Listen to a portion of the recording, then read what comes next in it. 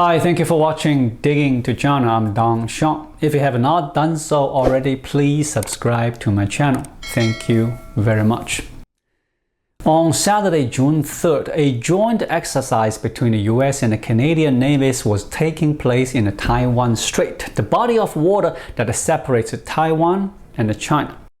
During the exercise, a Chinese ship deliberately maneuvered in front of the US guided missile destroyer Cheng Hong, causing it to slow down in order to avoid a collision.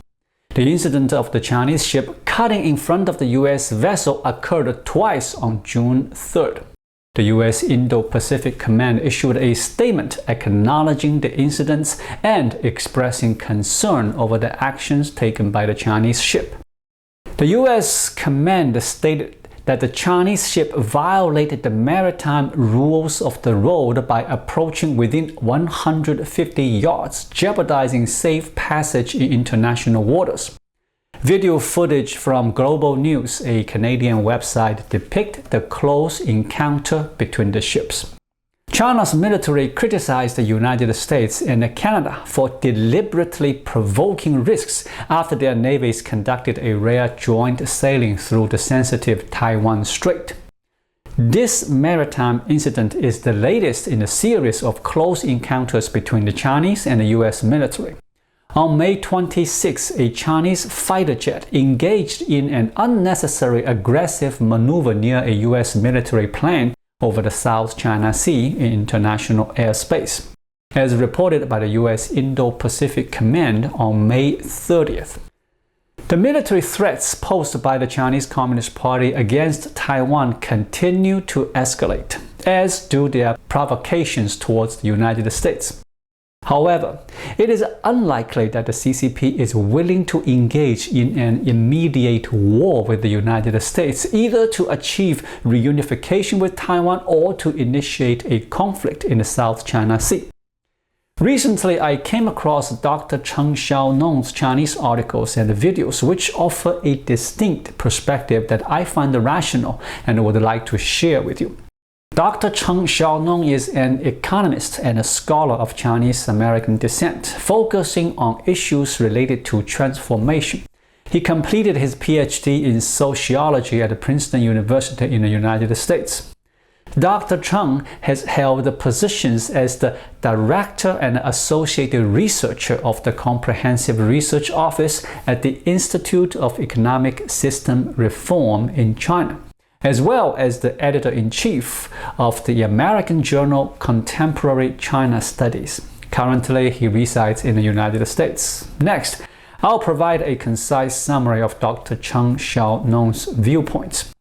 Due to the blatant violation of international maritime collision avoidance rules, the official website of the Chinese People's Liberation Army did not release any information about this incident where a Chinese ship crossed the bow of an American warship. However, there is an intelligence unit within the Chinese Communist Party that is aware of it. An external propaganda media outlet based in Hong Kong called Hong Kong 01 did publish a report explicitly stating that the motive behind the CCP's crossing incident was not solely determined by the ship's captain, but rather executed under orders from high-ranking CCP officials. Hong Kong 01 released the report on June 5th with the title, "Our ship was ordered to ram your ship. The rules of the game have changed, no longer dictated by the US." The report states that the PLA used radio signals to warn the US ships that it had entered Chinese territory and must alter its course. The CCP's crossing incident was intended to send a message to the US military that our forces were directed to ram their ship, and the US ship is prohibited from navigating in the Taiwan Strait. What does this imply? It suggests that the CCP considers the international waters of the Taiwan Strait as part of Chinese territory, disregarding the presence of the median line and the Republic of China. While the United States does not accept this stance and strives to uphold the freedom of navigation in international waters, It also places significant importance on countering the CCP's strategic missile and nuclear submarine threats that could undermine U.S. nuclear capabilities. Unfortunately, many people are unaware of this reality as it has not received widespread coverage in the media. Last year, the Chinese Communist Party had a discontinued external propaganda media outlet known as the DW News, operating within the national security apparatus. On March 4, 2020, this outlet published a report titled Decoding China's Strategy, Submarine Standoff in the South China Sea, Silent Underwater Contest Between China and the United States. However, as a result of Xi Jinping's crackdown on anti-Xi forces within the CCP's national security system, DW News was subsequently closed down. Following its closure, the source of this article became untraceable. According to the article, the South China Sea is considered a strategic stronghold by China, drawing inspiration from the Soviet Union's concept of fortress areas in the mid-1970s. China has heavily fortified specific maritime regions to create strongholds. The objective is to establish launch sites for ballistic missiles and nuclear submarines, thereby bolstering their second strike nuclear capabilities.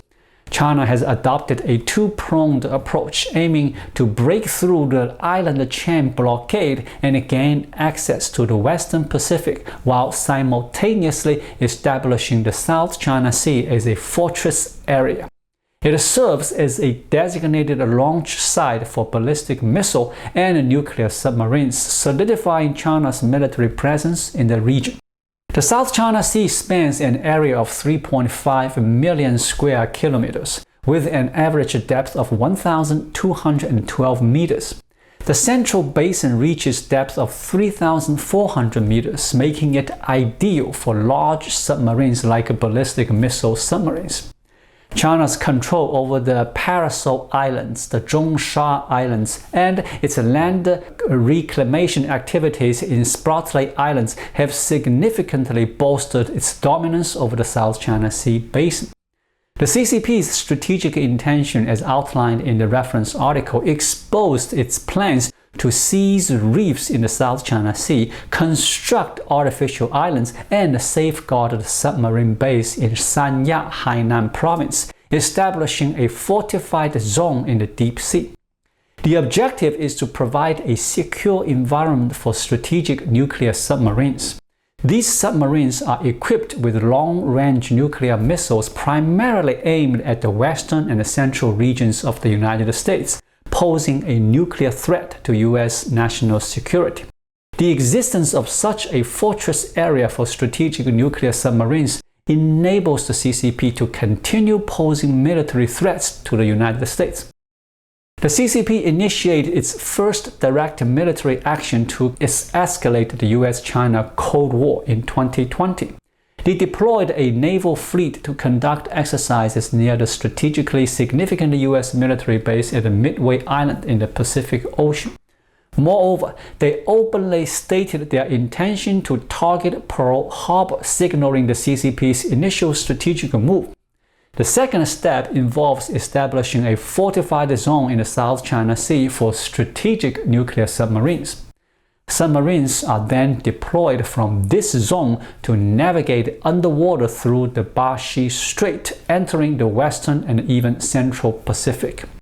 This provocative action by the CCP represents a direct threat to the United States and further exacerbates the Cold War dynamics. After the recent incident of the Chinese naval vessel intercepting a U.S. warship, the CCP accused the U.S. military of conducting close-range reconnaissance. They are concerned that the U.S. military may uncover their strategic nuclear submarines deployed from the South China Sea. So why does the U.S. military patrol in the South China Sea and the Taiwan Strait? The reason is that China's strategic nuclear submarines have the ability to hide in deep sea areas. Once they leave the South China Sea and they pass through the Taiwan Strait to the eastern side of Taiwan, they can take cover in deep sea regions where detections by satellites or aircraft becomes challenging. In the past, China's strategic nuclear submarine bases were situated in Huludao City, Liaoning Province in northeastern China, which is located in the shallow waters of the Bohai Sea. As the submarines transitioned from the Bohai Sea to the Yellow Sea, where the water depth remains shallow, they were easily visible to satellites capturing aerial images.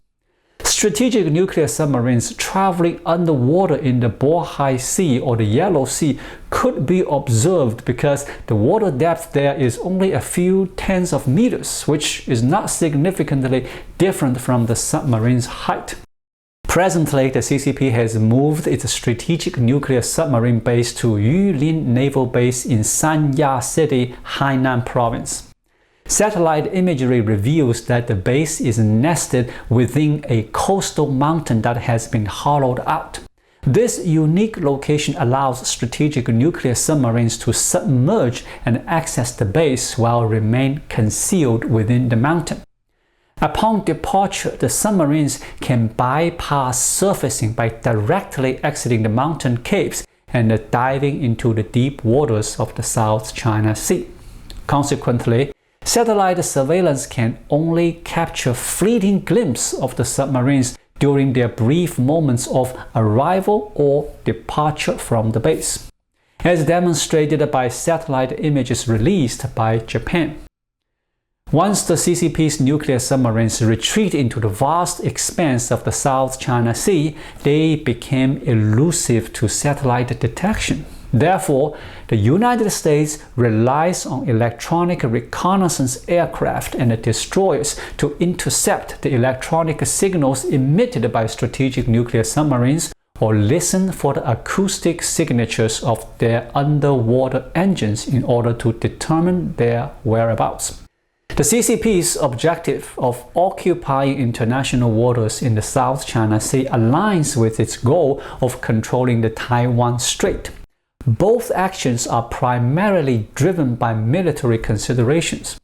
Although China's strategic nuclear submarines are intended to threaten the United States rather than target Taiwan, the CCP's initiation of military confrontations with the U.S., thereby fueling the U.S.-China Cold War, serves as a clear evidence that China is not interested in promoting goodwill or seeking peaceful coexistence. Instead, China consistently expands its military capabilities, actively pursues international hegemony, and engages in external aggression.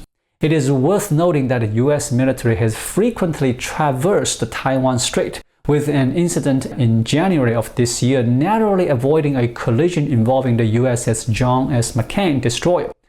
So why did Xi Jinping suddenly order the Navy to provoke the recent incident and attempt to prevent U.S. warships from entering the Taiwan Strait? To comprehend this, we must consider the current state of the entrenched U.S.-China Cold War, despite both governments publicly denying its existence. Whether a war will erupt between the U.S. and China in the South China Sea will be a topic I will explore further in my upcoming program. Stay tuned. Thank you for watching. Please leave a comment and subscribe to my channel. Just click the subscribe button right here. I'll see you again shortly. Until then, be well.